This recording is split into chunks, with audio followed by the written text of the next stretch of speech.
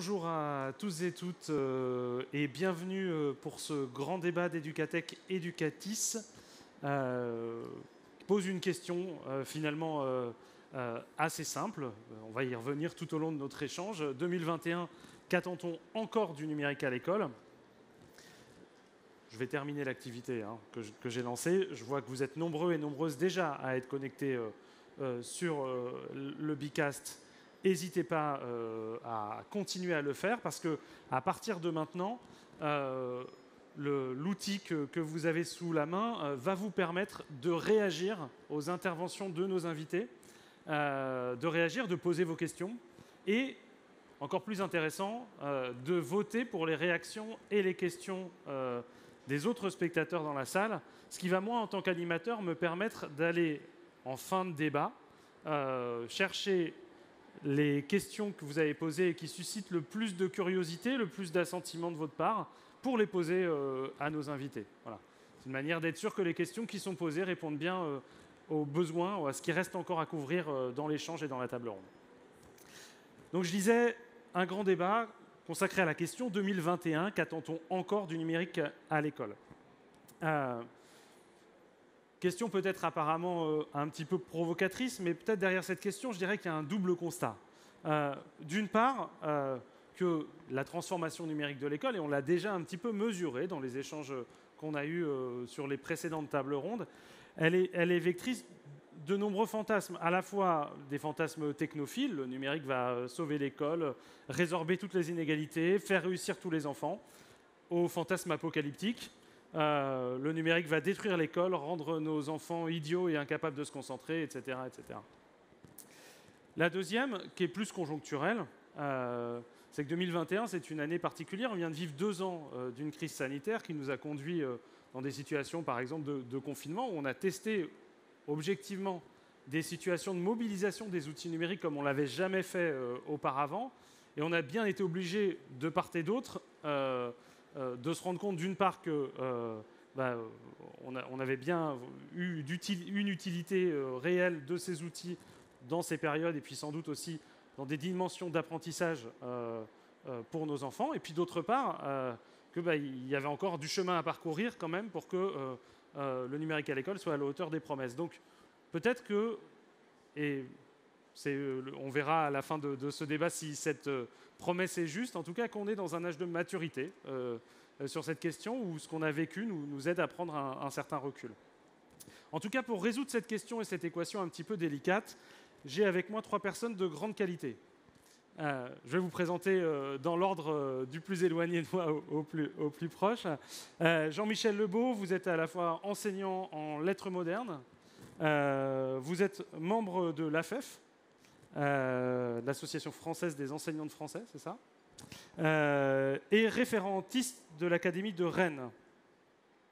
Puis, je rappelle que pendant les États généraux, vous aviez, en titre de l'AFEF, à l'AFEF, mobilisé un forum alternumérique avec la volonté aussi d'aller interroger un certain nombre de choses sur ces questions.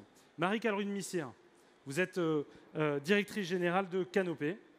Je ne sais pas si on peut encore présenter Canopé. Et enfin, Gérard Géraudon, vous êtes conseiller cabinet du président de l'INRIA en charge des questions numériques et éducation. Et vous êtes le principal auteur du livre blanc dont on a beaucoup parlé ces derniers temps autour du numérique éducatif de l'INRIA. Est-ce que je n'ai pas dit de bêtises dans vos présentations respectives ? Si ça vous va, je vous propose tout de suite de rentrer dans le vif du sujet. Première manière de répondre à cette question ensemble aujourd'hui. Le numérique, pourquoi faire ? Effectivement, une première question qu'on pourrait se poser, c'est le sens de cette transformation. Je le disais, il y a encore du chemin à parcourir. La révolution de l'individualisation des apprentissages, par exemple, a encore un petit peu de chemin à parcourir. Et l'éducation au numérique n'est pas encore devenue une réalité dans toutes les classes, malgré une évolution des programmes scolaires. De nombreux enseignants même semblent se demander pourquoi on ferait du numérique à l'école, voire parfois sont même hostiles à cette question-là. Je me souviens de Dominique Volton à l'ouverture de Ludovia qui disait non, l'école n'a pas à être numérique parce que c'est moderne, je traduis, enfin j'essaie de reprendre. Au contraire, le rôle de l'école, c'est d'être la critique de la modernité. Et vous, qu'est-ce que vous en pensez? Est-ce qu'il faut prendre au sérieux ces critiques ou est-ce qu'on doit les considérer comme un nouvel avatar du combat des anciens contre les modernes? La critique de la culture, par exemple, écrite par Socrate via Platon, ou à la crise de l'éducation d'Hannah Arendt. Au fond, quelle est la finalité de la transformation numérique de l'école et à quoi est-ce qu'elle renvoie? Gérard Giraudon, je sais que vous êtes attentif à la clarté des questions posées et je ne veux pas vous priver de la possibilité d'expliciter les enjeux. Merci, vous m'entendez? Oui, très bien. Donc on voit d'ailleurs que dans votre petit jeu de mots, numérique égale ministre, alors qu'on aurait pu imaginer que dans cette noble assemblée culturelle, numérique égale Turing. Parce que Turing est un homme, et au-delà du prix Turing, c'est quand même son nom qui est associé à l'informatique. Parce qu'en fait, derrière le mot numérique, la question c'est de savoir de quoi on parle. C'est un mot générique, utilisé à toutes les sauces, on va dire. Mais le numérique, personnellement, je préfère le mot informatique, en l'occurrence. C'est à la fois une science, je parlais de Turing, c'est une technologie parce qu'on a des ordinateurs, mais c'est une industrie, il y a un certain nombre d'entreprises qui sont présentes dans la salle derrière vous, et parmi les plus grandes du monde, et c'est aussi une culture. Et c'est une culture assez récemment, et c'est ça qu'il faut prendre en compte, c'est que ça va d'une science à une culture avec un même mot. Et donc c'est la première fois dans l'histoire de l'humanité qu'un seul mot décrit un spectre aussi large. On pourra revenir pourquoi, évidemment, c'est un élément important, mais ce qui se passe, c'est qu'il y a un processus de transformation très profond dans la société, et ce processus, on peut l'expliquer par plein d'éléments, on n'a pas le temps de rentrer dans les détails, je voudrais juste l'illustrer par le mot Tera. Vous savez tous ce que c'est qu'un téraoctet, vous pouvez l'acheter à la FNAC, hein, un disque dur, on parle de teraflop. Donc vous savez ce que c'est qu'un téra en termes de mesure. Si vous prenez un grain de riz c'est 1 millimètre. Et vous mettez 1 téra de grains de riz les uns sur les autres, et là vous avez 1 million de kilomètres, c'est-à-dire 3 fois la distance Terre-Lune. Donc c'est ça le numérique aujourd'hui qui fait la transformation. Enfin, la transformation du monde, c'est ces chiffres-là. Et ça touche tous les secteurs de la société. On peut imaginer pour le calcul, puisque évidemment, si vous avez des données, vous avez du calcul. Donc l'informatique, c'est le traitement numérique de l'information. Et le calcul, vous prenez 1 teraflop, vous prenez 10 milliards d'humains, chacun fait une addition, et un ordinateur qui fait 1 teraflop, il va déjà 100 fois plus vite que 10 milliards d'humains. Et donc c'est ces chiffres-là qu'il faut prendre en compte dans les processus de transformation. Et donc une fois qu'on a compris ça, on peut considérer que le monde est en train de se transformer et que, évidemment, il faut avoir un regard critique, toujours, parce qu'in fine, cette transformation technologique, elle transforme la société, elle transforme notre culture, mais à la fin, elle doit servir les humains, elle doit servir l'homme. Et donc pour moi, juste le numérique aujourd'hui, c'est un outil, on pourra revenir sur la notion d'outil, c'est un outil qui permet de penser différemment les rapports entre les hommes et les femmes, les rapports avec le monde de la nature, mais aussi le rapport avec les idées. Et le point qui est clé, vraiment clé, je voudrais insister là-dessus, c'est que c'est la première fois dans l'histoire de l'humanité qu'une créativité, votre pensée, peut se traduire dans un ordinateur à travers un effet technique directement dans la vie. Et ce, très vite. Pourquoi? Parce que vous pouvez écrire un logiciel sur un ordinateur, et ça peut avoir un effet technique, ça peut créer une business, ça peut créer une start-up, dans des cycles très, très, très, très courts. Et donc, c'est la première fois dans l'histoire de l'homme qu'une pensée, donc un imaginaire, peut avoir un effet technique en un temps qui est de l'ordre de la milliseconde. Et ça change le monde. Merci beaucoup. Sur cette question des effets, dans l'échange préparatoire qu'on avait, Jean-Michel Lebeau, vous disiez tout à l'heure, enfin vous disiez pardon que vous constatiez les effets de cette évolution aussi en prise directe avec votre métier d'enseignant de français. Est-ce que vous pouvez nous en dire plus? Oui. Ça marche? Oui. Alors, pourquoi le numérique à l'école? C'est la question que... C'était la question de départ. Vous posiez à cause de la question initiale, parce que je ne vais pas raconter ce que je fais avec mes élèves, c'est un autre sujet. Je crois que la question est souvent assez mal posée et qu'il nous faut changer l'angle de perception. On pose la question du numérique à l'école souvent en termes de tuyaux, d'outils, de ressources.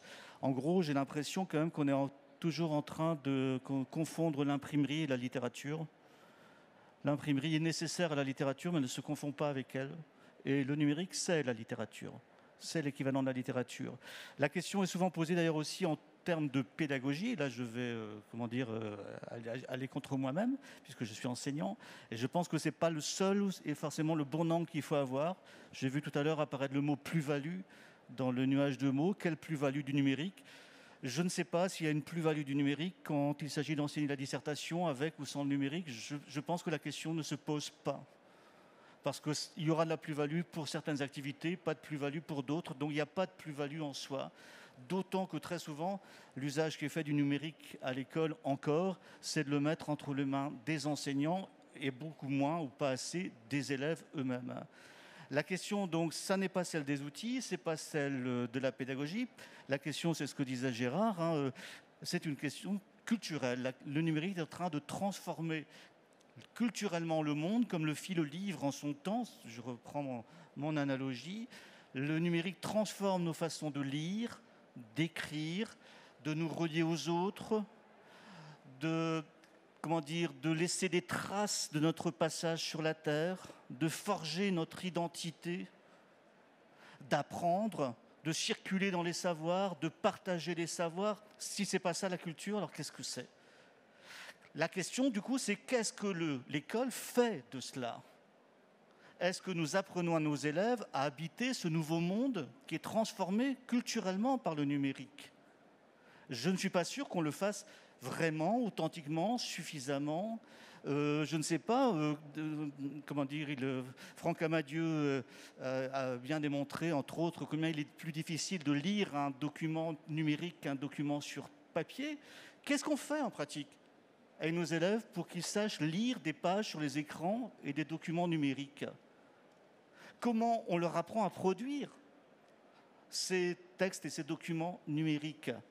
Comment on leur apprend à se détacher des assignations à résidence, des bulles de sociabilité, de l'Internet, de la recommandation ? C'est tout ça notre travail qui reste à faire, que l'école doit faire. La question donc n'est pas celle de la place du numérique à l'école, la question est celle de la place de l'école dans le monde, désormais numérique. Merci beaucoup. Cette question des finalités, Marie-Caroline Bussière, elle est au cœur du travail que vous menez à Canopé. Bon, alors, je vais vous décevoir parce que je vais être d'accord avec Jean-Michel Lebeau et puis d'accord avec Gérard Giraudon, évidemment.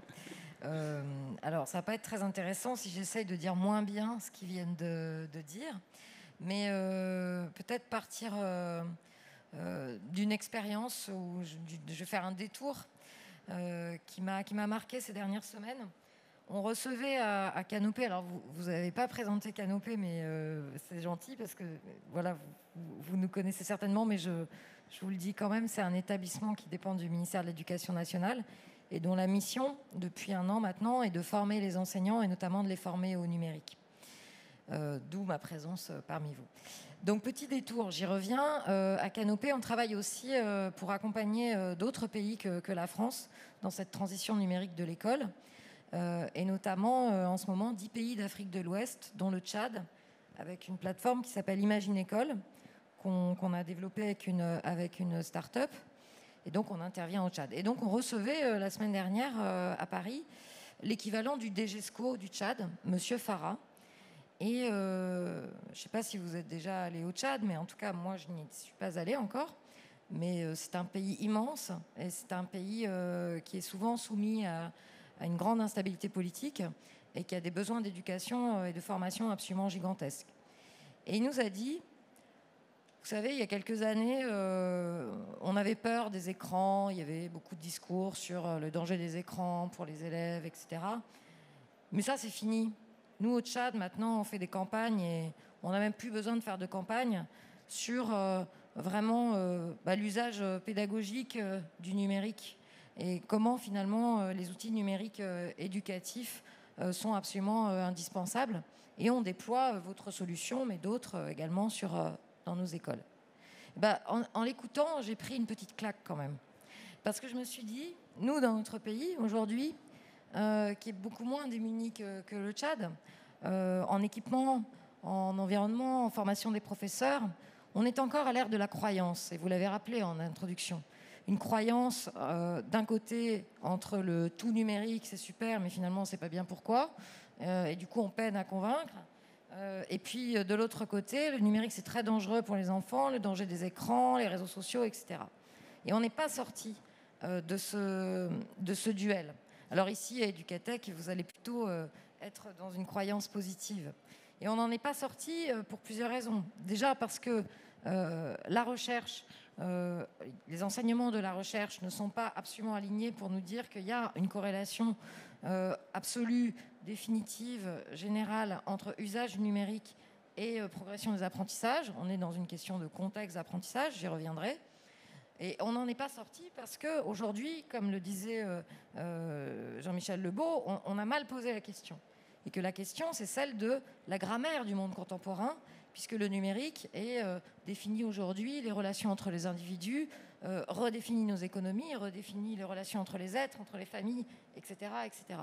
Donc, je pense que la seule question de surmonter cette dualité et de passer de la croyance à la conviction, et pour les pouvoirs publics, c'est un sacré sujet. Comment faire pour convaincre les enseignants de se former au numérique ?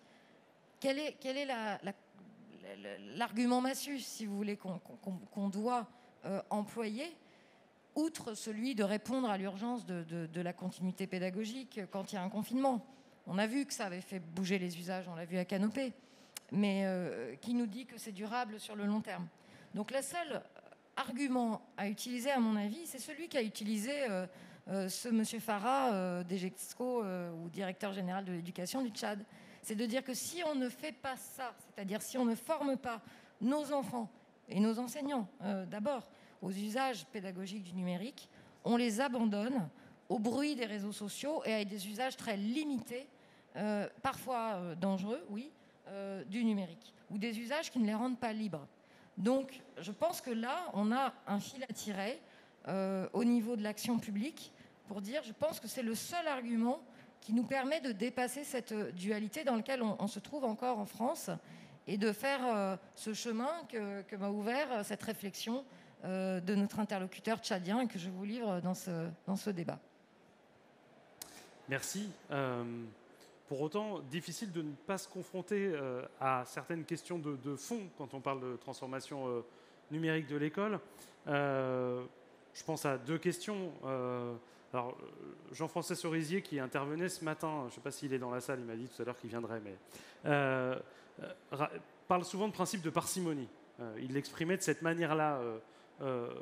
Donc Jean-François Cerisier, qui est chercheur à Poitiers, laboratoire Techné, en disant le numérique à l'école, finalement, ne doit être utilisé que s'il apporte une plus-value, à la fois pédagogique, en matière de souveraineté, en matière de soutenabilité économique, en matière environnementale. Sinon, il ne faut pas l'utiliser.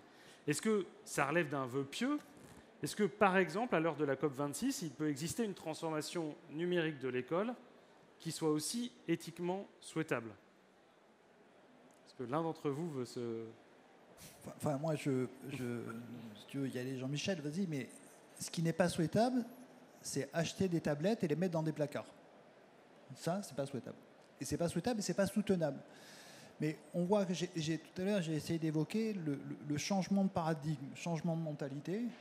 On peut apprendre le numérique parce que c'est un savoir, comme je l'ai dit, en premier, c'est une science. On peut le faire de manière totalement débranchée. Il n'y a pas besoin d'ordinateur pour apprendre la logique, pour apprendre l'algorithmique. Et donc, dans les représentations de beaucoup de personnes, et notamment de décideurs, y compris de professeurs, numérique égale un objet physique, et donc égale une tablette. Non, non. Ce que j'ai dit tout à l'heure, ce qui était important, c'est la créativité de votre cerveau qui va se transformer dans quelque chose qui a un effet technique. Ce se fait à travers, évidemment, un médiateur qui a un objet physique, mais en premier, c'est le logiciel. Okay. Et donc, c'est une écriture de l'esprit. Et donc ça, entre guillemets, c'est un problème de représentation.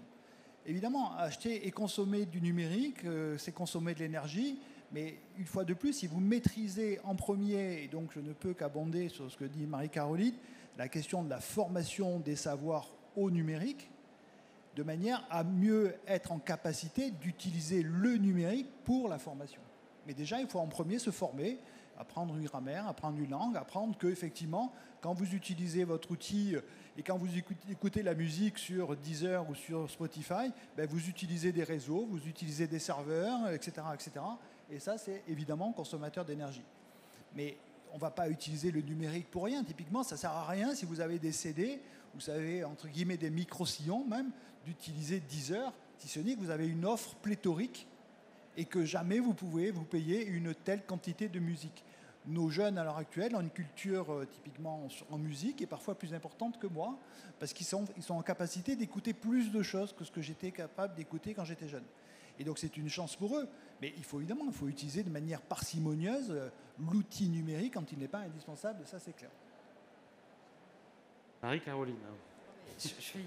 J'ai un peu levé les yeux, malgré moi, au ciel quand je vous écoutais poser votre question. Enfin, sur vous avez le droit. C'est pas du tout votre question, mais cette idée que l'usage du numérique doit être très encadré et doit se faire qu'à certaines conditions. Gérard Giraudon a parlé de créativité. Jean-Michel Lebeau nous racontera ses pratiques avec ses élèves, mais on voit bien on le devine en vous écoutant que la créativité et le champ des possibles est aussi votre manière de réfléchir et de travailler. Donc je pense qu'il y a quand même quelque chose qu'il faut remettre pour vous répondre, c'est la liberté pédagogique. Si on commence à se dire il n'y a que dans certaines conditions, que sur un sujet où on a déjà un petit peu de mal à passer la vitesse supérieure, j'ai peur que ça soit plus décourageant qu'autre chose. Et puis il y a quelque chose qui me frappe, c'est que ces sujets du pourquoi, dans quelles conditions, à quelles conditions utiliser le numérique, on se les pose pour les outils numériques, mais je n'ai jamais entendu questionner sur leur plan de leur utilité, de leur utilité scientifique, de l'apport réel aux apprentissages, l'usage du manuel scolaire. Il n'y a pas de débat là-dessus. On ne se dit pas à quelles conditions il est bon d'utiliser un manuel ou pas, etc. Est-ce qu'il ne faut pas raisonner notre usage du manuel par rapport à la consommation du papier ? Donc il faut aussi, je pense, remettre le numérique à sa juste place et peut-être un peu moins lui en demander. Et puis deuxième élément de réponse, je disais tout à l'heure que les recherches ne montraient pas de corrélation évidente. Et alors je parle vraiment sur le contrôle de Gérard qui est un chercheur pour le coup et qui est beaucoup plus légitime que moi, mais je voulais quand même signaler un autre élément qui m'a beaucoup interpellée ces dernières semaines, c'est les résultats de la mission IFRAN, qui est une mission qui a été lancée il y a plusieurs années maintenant, justement de recherche avec des entreprises, avec des enseignants, sur des projets pédagogiques associant le numérique. Et là, étaient présentés lundi dernier les résultats de ces expérimentations. Eh bien, il y a quelque chose qui m'a beaucoup interpellée, c'est que, et qui répond un peu à votre question, dans un de ces projets, l'une des conclusions des chercheurs qui ont suivi l'usage d'un outil numérique dans une classe pendant plusieurs années, je vous la lis parce que c'est plusieurs lignes, favoriser les usages du numérique au service d'une stratégie de la pluralité des contextes d'apprentissage peut permettre à des élèves nécessairement différents de mieux exprimer leur potentiel. Et là, on touche du doigt plusieurs choses importantes. La pluralité des contextes d'apprentissage, qui est une réalité quotidienne pour l'enseignant, l'hétérogénéité des classes, donc former aux usages pédagogiques du numérique parce qu'une classe ne ressemble pas à une autre, une pratique ne ressemble pas à une autre, et mieux exprimer leur potentiel, c'est le sujet de la différenciation, de la réponse à l'hétérogénéité et des compétences du XXIe siècle. Révéler le potentiel d'un élève, est-ce que ce n'est pas la mission fondamentale de l'enseignant ? Et ça, c'est un résultat de recherche que je trouve extrêmement stimulant et extrêmement optimiste pour l'avenir. Merci beaucoup. Oui, je vais rebondir. Je crois s'il y a surconsommation effectivement du numérique dans l'école, c'est une surconsommation éventuellement des outils et ce dont parlait Gérard. Mais comme il y a, je suis d'accord, je vais poursuivre la provocation, une surconsommation des manuels papier dans l'école, qui est un vrai fléau, mais bon, on ne va pas développer, ce n'est pas le sujet. Il n'y a pas surconsommation des pratiques, ça c'est clair et net pour l'instant. Et d'ailleurs, pour rappeler qu'on peut faire du numérique sans numérique aussi. Si on envisage le numérique en termes de culture, ce n'est pas l'outil qui est au centre. Juste pour dire que la question doit être posée peut-être de la façon suivante, c'est comment on amène les élèves à se libérer du numérique, à s'émanciper du numérique tel qu'il est, à développer une pratique réflexive du numérique, c'est-à-dire une pratique qui qui les amène à réfléchir sur leurs propres pratiques extrascolaires. Puisque tu m'invitais à donner un exemple, je vais donner juste un exemple d'une activité de classe menée l'an passé. On travaillait en première sur des tragédies. Et les élèves ont réalisé collectivement des tombeaux numériques pour les personnages des tragédies en question. C'est-à-dire qu'ils ont créé les traces que les personnages en question, décédés, hélas, des tragédies, c'est pas très rigolo, auraient pu laisser en ligne durant leur vie. Leurs messages sur les réseaux sociaux, leurs SMS, les messages sur le répondeur, les playlists qu'ils avaient créées sur Spotify ou Deezer, etc., etc. Plus les traces que auraient laissé leurs survivants pour leur rendre hommage après en ligne, puisque c'est une pratique quand même qui se développe beaucoup. C'était une activité extrêmement foisonnante, hyper créative, qui était passionnante, qui favorisait bien sûr l'appropriation des œuvres, mais par-delà l'empathie, par-delà la réflexion sur les œuvres, les élèves ont développé à partir de là une réflexion sur le numérique. Déjà, qu'est-ce que le numérique transforme dans notre relation à la mort? En quoi est-ce qu'il y a une rupture anthropologique, puisque désormais, ont-ils dit, à travers des ateliers réflexifs, ont-ils dit, nous sommes quasiment tous condamnés à être des fantômes qui allons errer sur Internet après notre mort? C'est quelque chose quand même d'assez bouleversant et d'assez étrange quand on y pense, quand ils y pensent. Et du coup, ils se sont interrogés sur leur propre pratique numérique.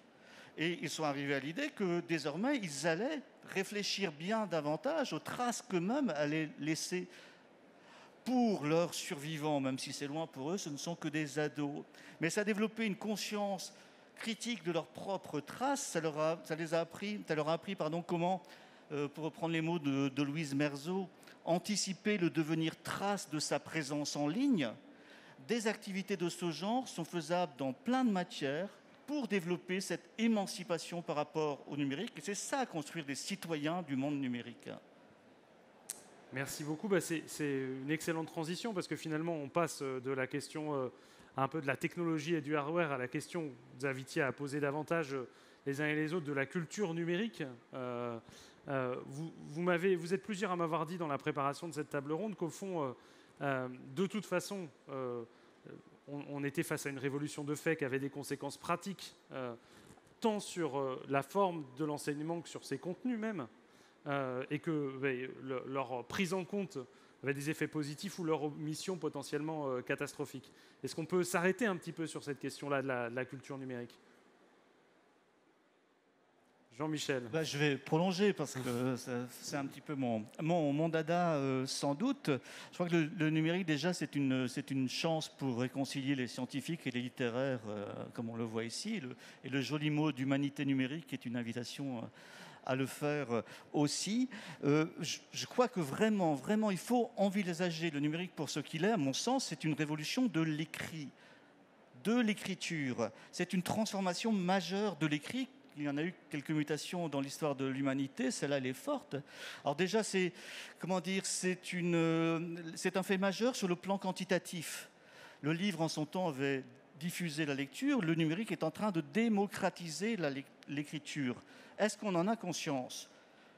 Désormais, tous les adolescents écrivent quasiment chaque jour. Ce n'était pas le cas quand j'étais ado. Je n'écrivais pas, sauf pour faire des devoirs scolaires. Là, ils écrivent des SMS sur les messageries, sur leurs réseaux, sur leurs forums, etc. Mais ils écrivent qu'est-ce que l'école fait de cette passion de l'écriture qu'il y a chez les élèves? Pas grand-chose. Ça veut dire quoi? Ça veut dire que le fossé est en train de se creuser entre le monde réel, où les élèves ont une liberté d'expression, et l'école qui bride, qui empêche, qui interdit l'écriture et l'expression. Il y a peut-être un défi là. Qu'est-ce qu'on fait aussi pour transformer ces appétences d'écriture en compétences d'écriture? Parce que c'est ça notre boulot de prof aussi derrière. Et je pense notamment aux compétences de publication. Il y a un savoir publié qui est à apprendre, qui est à enseigner, c'est urgent.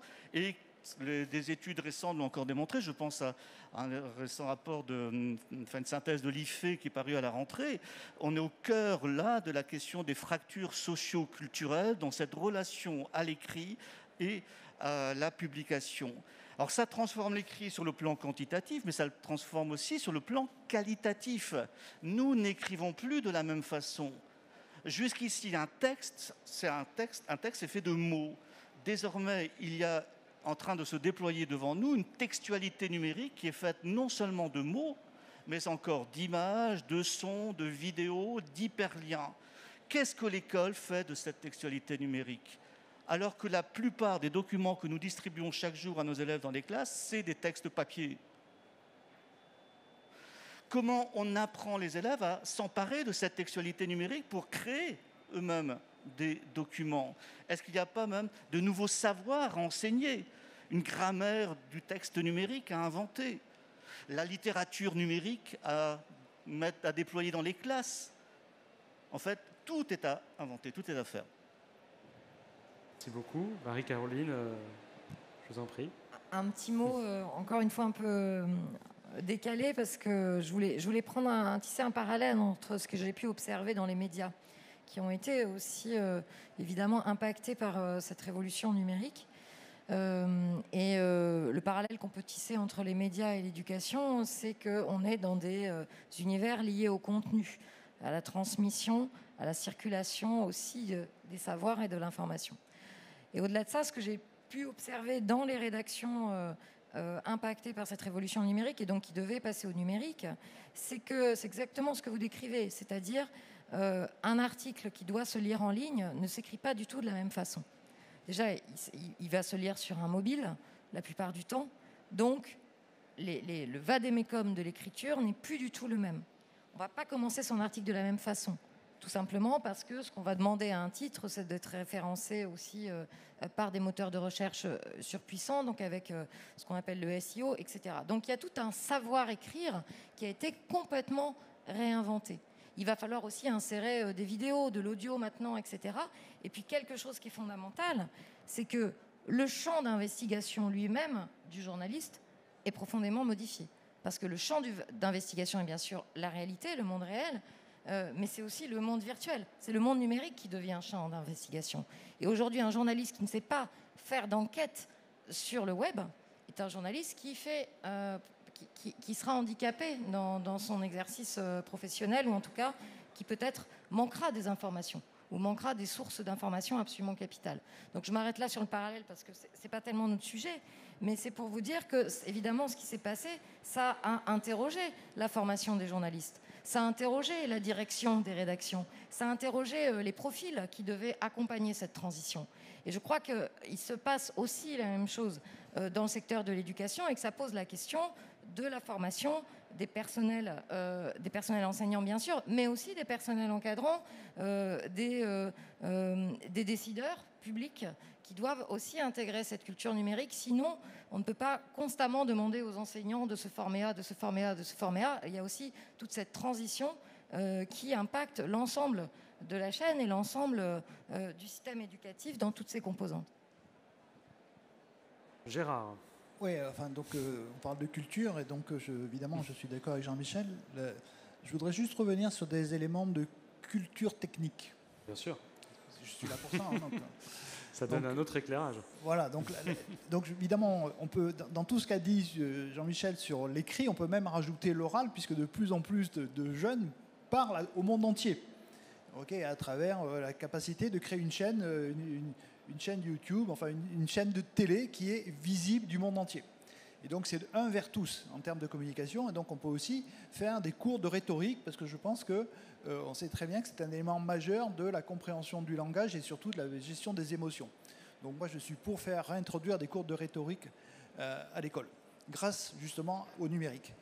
Et je voudrais juste revenir sur les éléments de culture technique. Donc je vais citer Gilbert Simondon, qui est un philosophe, donc il n'est pas du tout de mon monde, mais qui est un philosophe que je vous conseille de lire.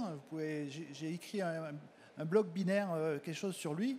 C'est quelqu'un qui apparemment n'a pas beaucoup compté, mais qui a dit, me semble-t-il, des choses profondes. La première chose qu'il a dit, c'est que la technique naît dans une société humaine. Et si les techniques sont particulièrement pertinentes, elles transforment cette société. Et donc, du coup, elles transforment la culture dans laquelle elles sont. Et donc, ce qu'il disait, c'est qu'il est très important pour les cultures humaines de comprendre l'effet technique.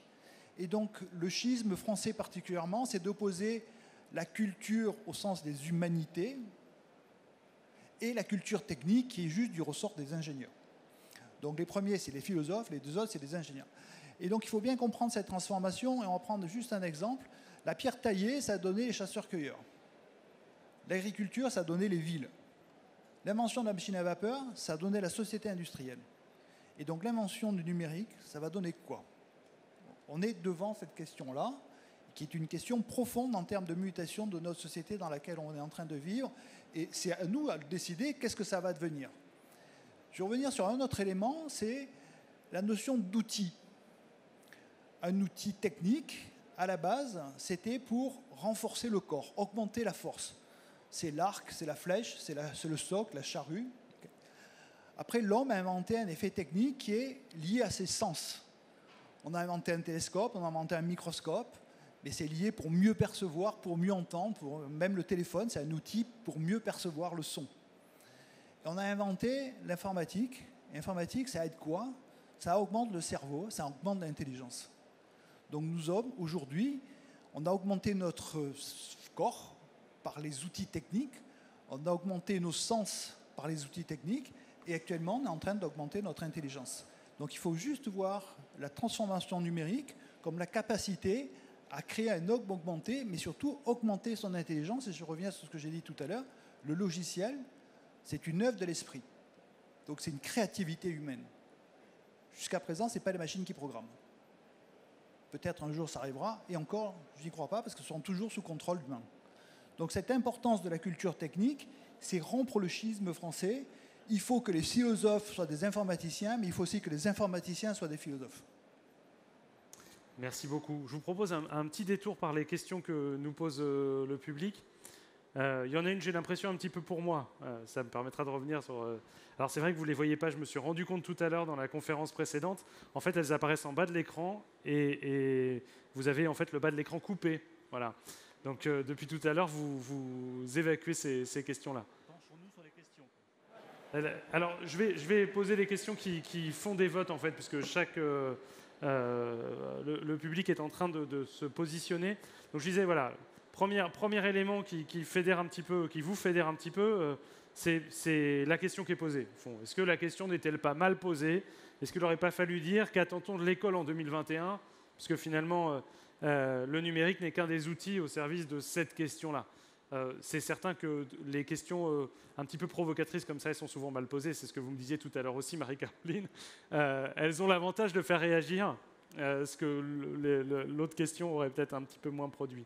Question peut-être pour Marie-Caroline Missire. Sans doute aussi un petit peu provocante, mais ça vous permettra de dire des choses et de parler de canopée, me semble-t-il. Je lis la phrase telle qu'elle est posée. L'argument massu pour former les enseignants serait de disposer d'une offre de formation.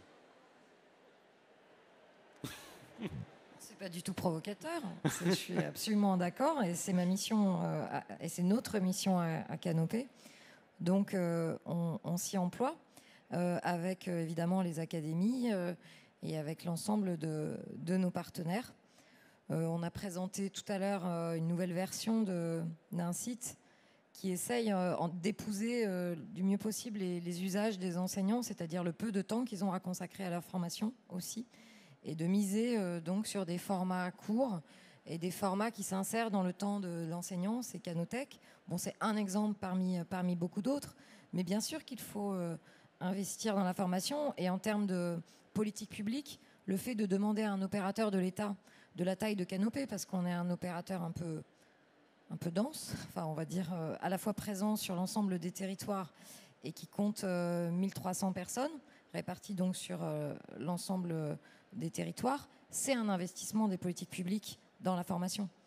Donc voilà, moi je pense que c'est à la fois une chance pour Canopée, bien sûr, une mission passionnante, mais c'est aussi un investissement en ETP, donc comme on dit, donc en emploi, en moyens, dans la formation et dans la formation au numérique, et pas seulement. C'est-à-dire que le numérique est un format de formation, mais embrasse bien d'autres. Mais les formations que nous proposons embrassent bien d'autres champs. Voilà, donc je ne sais pas si ça répond complètement à la question, mais je ne peux qu'être en accord total avec cette observation et m'employer à y répondre. Gérard, n'hésitez pas. Je vais passer la parole à Jean-Michel, mais j'ai vu là.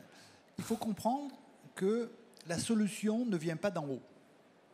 Quelle question vous répondez à... La solution tombe de la formation. Ah oui, d'accord. Il faut relire les questions parce que du coup, elles apparaissent les unes après les autres. D'accord. Donc, la question n'est pas juste un processus top-down. La question, ça nous concerne tous. Et donc, moi, je voudrais juste citer un texte qui était une enquête qui a été une enquête Thalys 2018, qui est une enquête sérieuse, qui dit 6% des professeurs français, donc une enquête internationale, considèrent qu'une participation à une activité de formation continue peut avoir une incidence positive sur le déroulement de leur carrière. Donc on ne sent pas une énorme appétence à des processus de formation. Donc Canopé pourra faire tout ce qu'elle veut. Si les profs n'ont pas envie de se former, ben, ils ne se formeront pas. Parce que derrière, c'est quoi les incentives, c'est quoi les moteurs pour aller vers un processus de formation. Et donc il y a une prise en compte que les gens doivent, au niveau de la base, ce qu'on appelle, c'est-à-dire au niveau des réseaux de profs, s'organiser.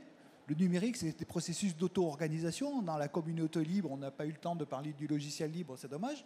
Mais en termes de souveraineté, c'est un élément important. Mais dans le logiciel libre, il y a des communautés qui s'organisent. On se prend en charge. Et on se prend en charge et on essaie d'identifier des pairs avec qui on peut travailler, on peut co-concevoir, on peut co-créer. Parce que l'intérêt du numérique, c'est que la co-création, c'est extrêmement facile à faire. C'est vraiment extrêmement facile. Il y a des outils de grandes entreprises de GAFA que je ne cite pas qui peuvent le faire, mais il y a aussi des outils de Canopé certainement qui permettent de le faire. Et grosso modo, on a un certain nombre d'outils qui permettent de le faire, y compris dans le logiciel libre. Vous pouvez aller discuter avec Framasoft. Donc la question, c'est comment on se prend en charge. Mais il y a une question qui revient à, disons, l'éducation nationale dans son ensemble. On avait vu le mot ministre numérique, c'est comment la structure elle-même de l'éducation nationale valorise la prise de risque par ses professeurs. Comment elle arrive pour rompre les carcans. Parce qu'on sait très bien qu'il y a beaucoup de carcans dans le système et que la prise de risque n'est pas récompensée. Comment l'institution permet à chacun de s'exprimer, de tester, de faire doubler Jean-Michel Lebeau, faire en sorte qu'il se clone et qu'il y en ait plusieurs. Je suis certain qu'il serait d'accord pour donner son ADN, mais ça va prendre un petit peu de temps, donc il faut qu'il soit en capacité de se cloner, mais il ne va pas y arriver tout seul. Il ne peut pas passer à l'échelle tout seul. Les outils numériques permettront de le faire, mais il faut que chacun ait envie de le faire. Et donc, c'est un engagement individuel. Une expérience de clonage pédagogique. Non, je ne souhaite pas ça au monde, Gérard. Oui, non, sur la question de l'information, je pense qu'on a, on est dans une culture de la formation verticale, descendante, pyramidale dans l'éducation nationale, comme tout dans l'éducation nationale, qui est aux antipodes de la culture numérique.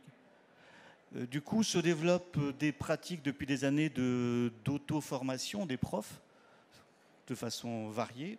Effectivement, l'enjeu, je suis d'accord avec Gérard, c'est de passer à la co-formation maintenant, de développer un esprit de partage de pratiques, de formation entre pairs.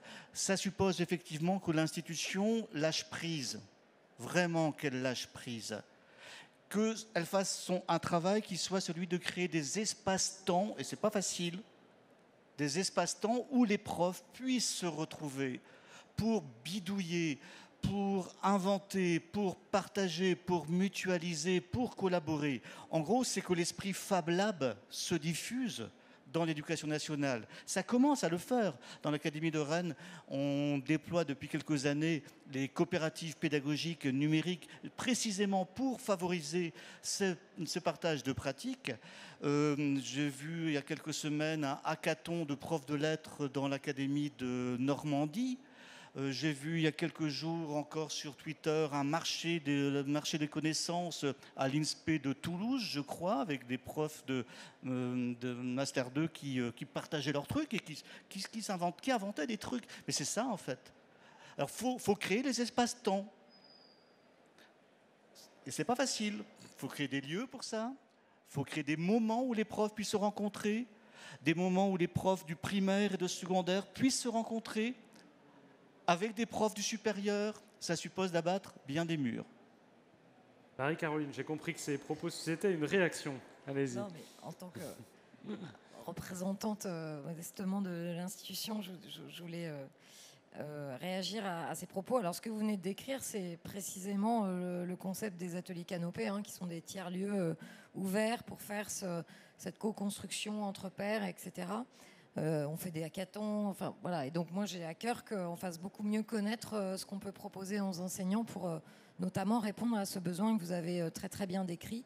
Mais on est dans cette horizontalité au sein d'un système qui est effectivement un ADN de verticalité aussi, comme toutes les organisations humaines et toutes les institutions. Pour autant, quelques nouveautés depuis quelques mois. Le ministère a annoncé la création des écoles académiques de formation continue qui vont donc réunir au sein des académies préfiguratrices et qui se sont lancées dans cette initiative l'offre de formation des INSPE, l'offre de Canopé et l'offre des académies, avec une volonté effectivement d'apporter à la fois des lieux de formation un peu différents, des temps de formation, des contenus repensés en mettant ensemble ces trois acteurs de la formation et en permettant d'être plus lisible, plus accessible pour l'enseignant. Et puis il y a aussi dans les académies ce qu'on appelle les formations d'initiative locale qui permettent aux enseignants, et nous on y participe aussi, de se réunir entre pairs, de dialoguer aussi avec des chercheurs dans des temps de formation. Mais effectivement, on bute, quand on réfléchit à la formation, et c'est pas le thème, alors on va peut-être pas monopoliser sur ce sujet, sur le sujet de 18 heures de formation dans le premier degré, pas d'obligation de temps de formation dans le second degré, et puis la question du remplacement de l'enseignant quand il est en temps de formation. Donc c'est toutes ces questions qui ont été notamment abordées dans le cadre du Grenelle de l'éducation ces derniers mois au printemps et que vous avez certainement suivi. La salle nous invite à revenir un petit peu sur cette question de la culture numérique. Je vais essayer de formuler la question parce qu'elle n'est pas du tout formulée, mais vous êtes nombreux à avoir signé la provocation. Ce qui est écrit, c'est « Ils écrivent beaucoup les élèves avec toutes les fautes de langage SMS classique ». Est-ce qu'au fond, si j'essaie de formuler la question, en voulant faire de la culture numérique un enjeu de savoir scolaire, un enjeu d'éducation collective, on n'est pas en train de remplacer la grande culture par une culture médiocre qui serait celle du numérique et d'Internet. J'imagine que ça peut être ça la question. Oui, je ne sais pas. Comme je travaille quand le projet que j'évoquais tout à l'heure, c'était sur Racine et Wajdi Mouawad. Je n'ai pas l'impression de faire de la sous-culture du tout. Au contraire, je pense que mon boulot à moi de prof de lettres actuellement, c'est de réconcilier la culture littéraire et la culture numérique. Et c'est un boulot passionnant, en fait. Et je pense que la culture numérique est la seule façon, mais ça c'est ma conviction personnelle, de revitaliser la culture littéraire en 2021. Vraiment. Par ailleurs, non, enfin, il n'y a pas du tout de complaisance, au contraire. Et puis, j'ai vu passer une question sur les fractures sociales. Oui. Ouais, pour qui on travaille. Moi, si faire réécrire un roman via Instagram permet à des élèves de s'investir et d'aimer la lecture d'une œuvre classique, eh ben, je suis heureux, c'est extraordinaire. Et en plus, comme je disais tout à l'heure, j'aurais amené les élèves à réfléchir sur leur propre pratique d'Instagram, sur l'identité qu'ils développent d'eux-mêmes, qu'ils construisent d'eux-mêmes devant les autres par là, sur comment ils peuvent se donner pour défi de construire leur propre identité numérique. Les fractures socio-culturelles dont on parlait tout à l'heure, elles touchent en particulier, disais-je, ces capacités d'écriture et de publication. Si l'école n'apprend pas aux élèves à publier, qui le fera? Et en particulier dans certains milieux. Notre responsabilité, elle est énorme. C'est une responsabilité politique. Je l'envisage vraiment comme cela. Gérard. Je peux être bien sûr entièrement d'accord avec ce que dit Jean-Michel. Je veux juste rebondir sur une question. Est-ce que c'est prouvé que le numérique, vraiment, ça améliore les choses? Une fois de plus, je ne me suis pas fait entendre, le numérique, c'est juste vous qui l'avez créé. Est-ce que les outils numériques que vous avez conçus sont bons pour votre apprentissage? C'est ça votre question. Il y a des mauvais profs et il y a des bons profs. Donc des fois ça marche, des fois ça ne marche pas. Dire le numérique est responsable d'eux, ça n'a juste aucun sens. Aucun sens. Derrière, il y a des créateurs et des gens qui pensent, et des gens qui font des choses bien, et des gens qui font moins bien. Pour revenir sur les projets IFRAN, en l'occurrence, il a été prouvé, donc c'est prouvé, que pour les problèmes dyspraxie, dyslexie, etc., il y avait des concepteurs de programmes, donc de logiciels, qui ont certainement travaillé avec des pédagogues, des ingénieurs, des philosophes, qui ont conçu des outils qui ont prouvé que ça a amélioré. Et puis peut-être que demain, il y a une start-up où il y a juste des gens de marketing qui vont vouloir créer quelque chose et ça ne marchera pas. Oui, c'est parce que juste derrière, les créateurs n'étaient pas bons. Donc ce n'est pas le numérique en soi. Il y a des choses qui marchent et c'est prouvé, des choses qui ne marchent pas, et puis c'est prouvé aussi que ça ne marche pas. Hein. Donc ce n'est pas parce que numérique, ce n'est pas un claquement de doigts. Pour revenir sur des éléments aussi importants, j'ai vu passer sur le citoyen, la souveraineté. Ok, juste un mot, il y a donc une grande entreprise qui s'appelle Google, qui n'est pas très loin, qui se déploie dans l'éducation. On peut considérer, dans beaucoup de médias, y compris de la part de beaucoup de journalistes, qu'ils utilisent le mot Google à la place du mot moteur de recherche. Et j'ai un collègue ici, présent dans la salle, qui est spécialiste des moteurs de recherche, et peut vous dire que c'est une erreur. C'est une erreur profonde. Pourquoi ? Parce que Google n'est pas un service public. Certes, il vous permet de vous naviguer facilement, il vous permet de chercher sur le web, il vous permet de trouver la bonne adresse, mais ce n'est pas un service public. C'est un service gratuit. Ce n'est pas du tout la même chose. Et si vous ne comprenez pas la différence, dans ces cas-là, vous êtes incapable d'enseigner à vos élèves cette différence-là. Parce que c'est ça le cœur du sujet. Le cœur du sujet, c'est qu'on vous met des outils à disposition, en l'occurrence des outils pour monsieur tout le monde et donc pour le citoyen, mais quelque part, le modèle économique sous-jacent derrière, ce n'est pas un modèle de service public. Il ressemble au service public parce qu'il est accessible à tous et gratuitement, mais ce n'est pas un service public. Et donc à vous, citoyens, de reprendre la main. Mais pour reprendre la main, encore faut-il comprendre ce qui se passe derrière. Il faut aller ouvrir le capot. D'où l'importance de la culture technique qui est à la base de beaucoup de mauvaises décisions politiques. Je m'arrêterai là. Barry, Caroline. Moi, je voulais juste dire que sur cette opposition entre culture traditionnelle et culture nouvelle, ou en tout cas culture numérique, je pense on sera demain, et on l'est déjà, on va être très exigeant avec les jeunes, parce qu'il ne faut pas penser que ces cultures s'opposent, elles s'ajoutent en fait. Et que cette culture numérique, je pense qu'elle se conçoit difficilement toute seule, elle est encore plus forte si on a aussi ces référents de culture traditionnelle. Et donc je pense qu'on est dans un ajout et pas forcément un retrait, et que ça pèse aussi sur les jeunes, parce qu'on va en demander énormément. L'articulation entre enseignement secondaire et enseignement supérieur en témoigne. Voilà. Donc c'est un enjeu politique, c'est un enjeu de compétitivité, c'est un enjeu de formation. Voilà, je pense qu'on sera tous alignés sur ce point. Juste pour aller un tout petit peu plus loin, ajouter un mot. Alors, en fait, c'est pas passer d'une culture à une autre, c'est transformer la relation à la culture. L'école véhicule une représentation d'une culture patrimoniale. Je pense que c'est ça qu'il y avait derrière tout à l'heure.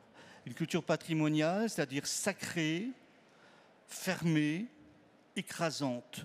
On peut changer cette représentation de la culture, en particulier avec le numérique, et avoir une représentation de la culture qui en fasse vraiment un bien commun, une culture ouverte, une culture vivante, une culture dans laquelle les élèves puissent circuler librement, une culture dans laquelle ils puissent même se faire producteurs de savoir et d'objets culturels à leur tour.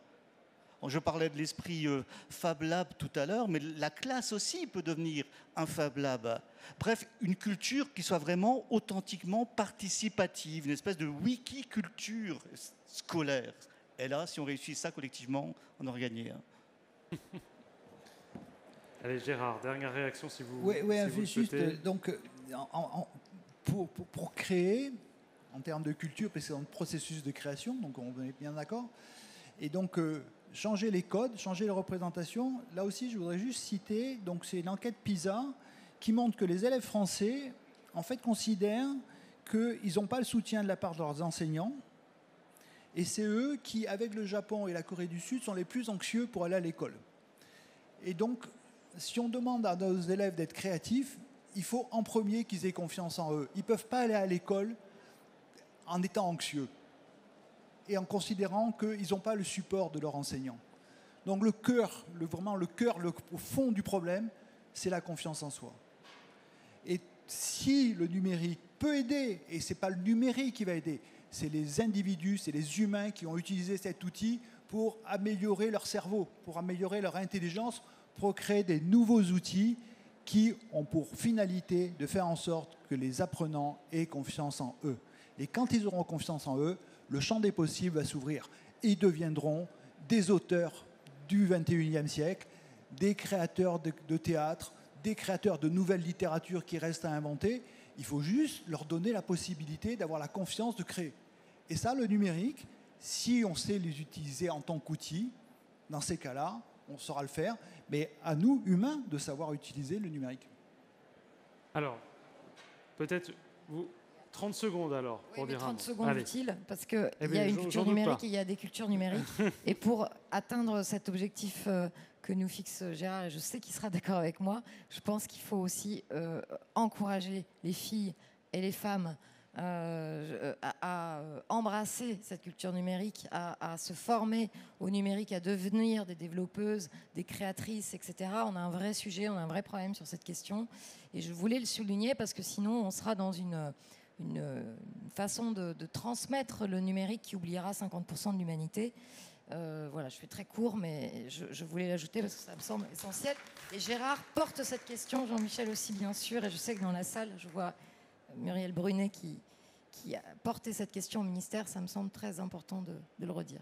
Alors, on va continuer de toute façon. C'est très important, c'est très important, parce que sinon, c'est la moitié de l'humanité qui ne créera pas, donc il ne créera pas de logiciel.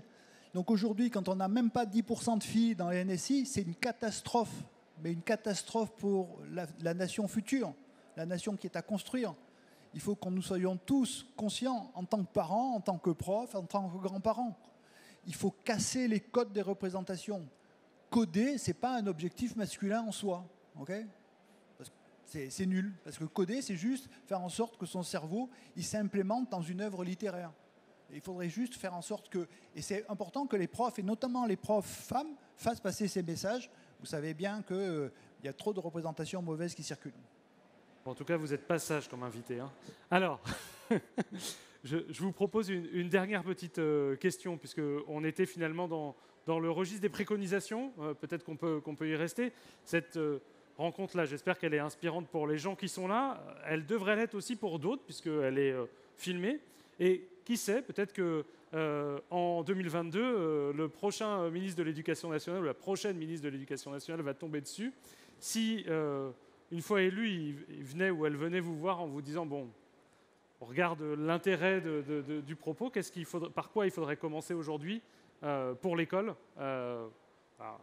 pour le numérique à l'école, qu'est-ce que vous lui diriez ?» Jean-Michel Solens, allez-y. On a tout dit. Je ne sais pas, je peux faire une provo pour boucler la boucle.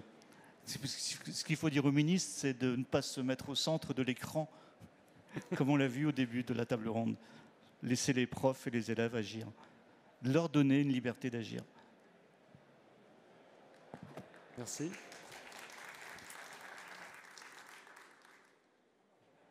Marie-Caroline. Moi, ça va être très simple. Je dirais la même chose qu'aujourd'hui, c'est-à-dire investissons sur la formation aux usages pédagogiques du numérique. Former au numérique, finalement, ça veut tout dire et rien dire à la fois. Et puis, travaillons aussi avec l'écosystème EdTech pour améliorer les solutions sur le plan pédagogique. Et l'Éducation nationale a beaucoup de choses à dire, a beaucoup de choses à transmettre pour que ces outils, ces solutions soient vraiment adaptées aux classes et soient vraiment utilisables dans des contextes pédagogiques très différents. Donc voilà ce que j'aurais à dire, mais c'est déjà ce que je dis aujourd'hui. Merci beaucoup. Gérard ? Moi, je peux dire que effectivement, Jean-Michel, c'est pas au-delà du ministre au centre, c'est plus que le ministre, hein, c'est toute la hiérarchie de l'Éducation nationale. Hein, donc, il ne faut pas incarner. Hein, donc, c'est vraiment en termes d'organisation et d'écosystème. La question posée initiale est une question qu'on a évoquée mal posée, mais surtout, c'est qu'elle est dans un monde complexe. Et donc, on a besoin de toutes les énergies parce que toutes les questions complexes ne se résolvent pas simplement, sinon on le saurait déjà. Et donc, on a besoin de coopération, de co-construction, mais par contre, on a besoin d'infrastructures souveraines. Et je milite, en l'occurrence, vis-à-vis de l'État, pour qu'il y ait des infrastructures logicielles souveraines qui garantissent l'accès à tous, qui garantissent un vrai service public et qui créent les conditions de génération d'écosystèmes par le bottom-up. Merci beaucoup, merci pour ces échanges. Merci à vous pour votre attention et pour votre participation aussi active à cette table ronde. À bientôt.